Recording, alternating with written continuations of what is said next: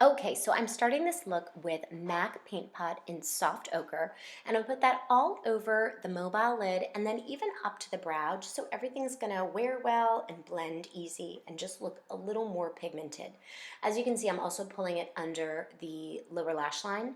So now I'm going in with this Too Faced palette, and I'm using this sort of like warm, peachy, sort of peanut butter color on a fluffy brush, and I'm just putting that liberally into the crease and pulling it above the crease as well. And I do a few layers of this because I want it really smooth and really kind of buffed out, because all you're going to see is a little bit on the top peeking out of the color that I put on the lid.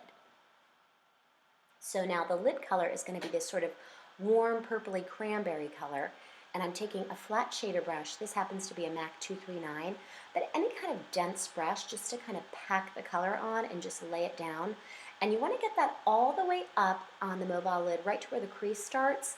And if you have a deep set eye like me, you really kind of have to tilt your head back and make sure you're getting it and buffing it in all the way to that crease. Otherwise, you'll have like a little like pocket of nothing, and it looks really weird when you blink and you can't see it, but everybody else can. So this is the Marc Jacobs Automatic Liner. It's a gel liner, and I'm really enjoying it. It blends really nicely, it wears really well, and it does not bleed, and it really stays in the waterline nicely. So I'm just putting that on the upper and lower lash line, and especially on the upper lash line, I want to get that right into the lashes, like no gaps. So I kind of wiggle it, and it doesn't have to be perfect because, as you can see, I'm blending it out with that thin side of the shader brush anyway, just to make it all smoky. It always looks weird until you do the foundation if you're going to do the eyes first. So I'm taking 1 drop of vitamin E oil, and I'm putting it right onto this Graftobian HD Cream Foundation. For the winter, I find this works really nicely, or if you just have dry skin. And I'm just kind of buffing it out. It's pretty heavy coverage, which I really wanted because I'm using this look for a photo shoot next week. And then what I did is I went in with a dampened beauty blender, and I just kind of carved out the lower lash line just so my eyeshadow looks all neat and clean. And then I kind of buffed and kind of pressed in to get the excess product away.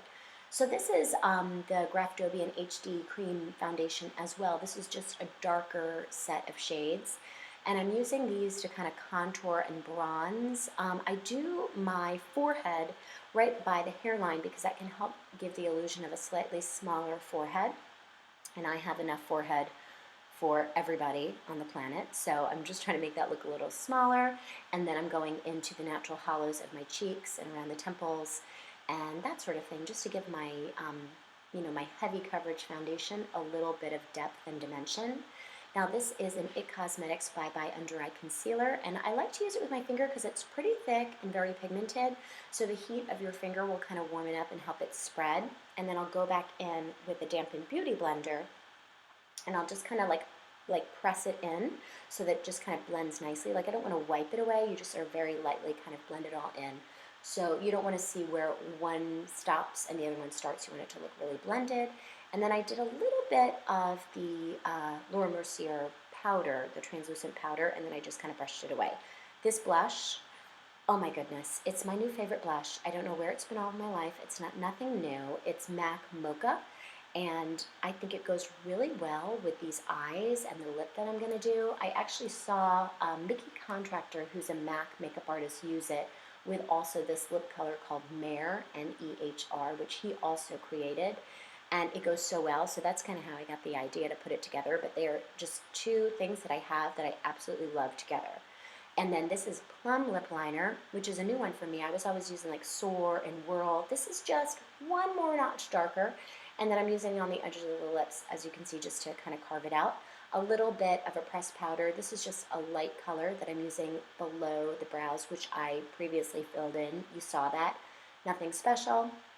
And then I wanted to get a little more of that liner on the lower lash line, like right into the waterline, because I want it to look really smoky and kind of like, so then I did that, and then I blended it in with the shader brush. And I love how these sort of like purpley colors, they really make my hazel eyes hazel rather than just kind of flat brown.